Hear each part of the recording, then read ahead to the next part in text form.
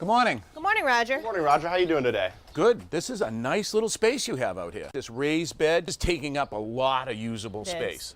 Maybe we could pop this out and create a patio, a sitting area over here. It does get sun later in the afternoon on this side, so that's good. We could take and remove all this grass, prep the soil right, fertilize it, and give you a nice green area with some sod. And you think it'll grow okay? Oh, it will with that sun. Now, with this fence coming around, we could use that as a backdrop for some really nice plants. The first thing we want to do is get rid of these brick. They're not mortared in place, so I just want you to take them, toss them in the wheelbarrow, and get them out of here. Now with the brick gone, I'm going to use this transplanting shovel to pop these daylilies out, and hopefully we'll use them in our planting later. Now if you just take this, put it right in the wheelbarrow, we'll put them outside and store them. Well, that looks great. It's looking bigger already. Absolutely. All right, Josie, what we want to do over here is we want to strip the grass off of this area. So I want you to take the transplanting shovel, and now we're going to use it to grub out all the grass. Now, your soil is really compact and full of roots. So what we want to do is dig down and turn the soil over. That's going to loosen it up and allow the roots of the new sod and plants we're going to put in to grow. All right, now it's time to amend the soil. We're going to add an inch or two of this local compost, spread it right over the top.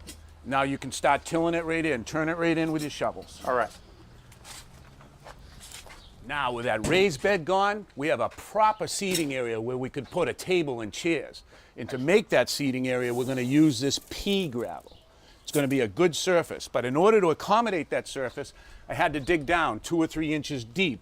And when I did, I found this drain pipe running through, so we're going to have to be careful of that. But before we do anything, we're going to take and put some fabric in here. And that fabric is going to separate the stone from the dirt underneath so it doesn't turn all into mud. So grab that, spread it out. All right, take it all the way to the edge. All right, grab me that piece of steel edging behind you. All right. And we're going to lay this down.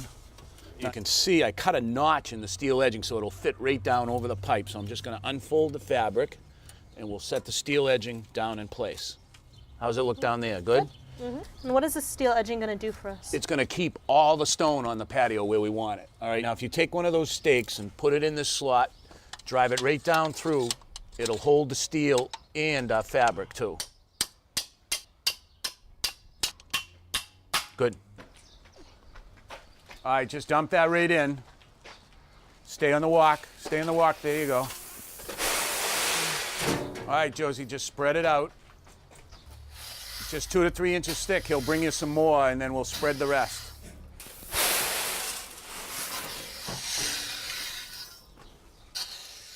All right, let's recap for a second. All right. We're keeping the concrete walks. Yeah. We've got our stone in for our seating area. So now it's time to talk about plants. And the first thing I wanted to do is I wanted to put in a holly to block this alleyway. Now that's a beautiful plant. It's going to have red berries in it in the fall.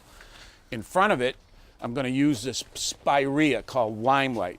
It has a pinkish purple flower on it. And look at the chartreuse color.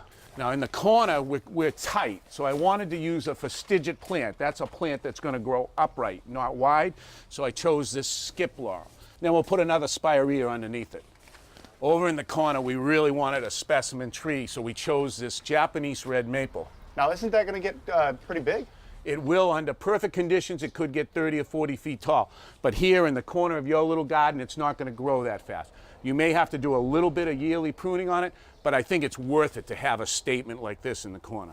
Now, every garden needs some drama. So for your garden, I brought a weeping Norway spruce.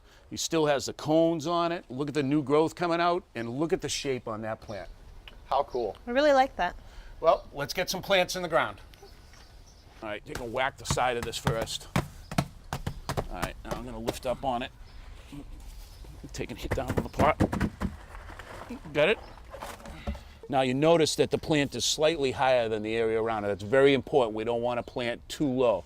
Josie, if you throw some of that compost on the soil in the back. Now we're just going to take it, mix the compost in, and then just backfill the plant. That's looking good. So this guy's ready for some water. Now I'm going to give all these plants a good soaking. Then I want you to put down a 2 to 3 inch layer of mulch. That's going to keep the weeds down, but more importantly, it's going to hold that moisture in the soil. So take and do all the plants and make sure you don't cover them up. Josie, the mulch looks great, especially that curve, and this is where we're going to put that little spot of sod. Before we put the sod down, I want to put some starter fertilizer down. We'll just take and rake that in lightly, and then we're ready to put down the grass. All right, now we want to take and tuck this right in so that we can't see the seam that's there. What I'm going to do is take a knife and I'm going to cut a nice little graceful curve all the way down here. I'm going to take this piece and see if it'll fit in that hole we have down the end down there. So, what do you think? Oh, I think it's great. What a difference. I mean, this morning we came here, we had basically nothing. Now we have a beautiful landscaping and a great seating area. Yes, I think we're going to use this tonight and have dinner out here. I really want to thank you for coming to Baltimore. Oh, it was my pleasure. I had a lot of fun.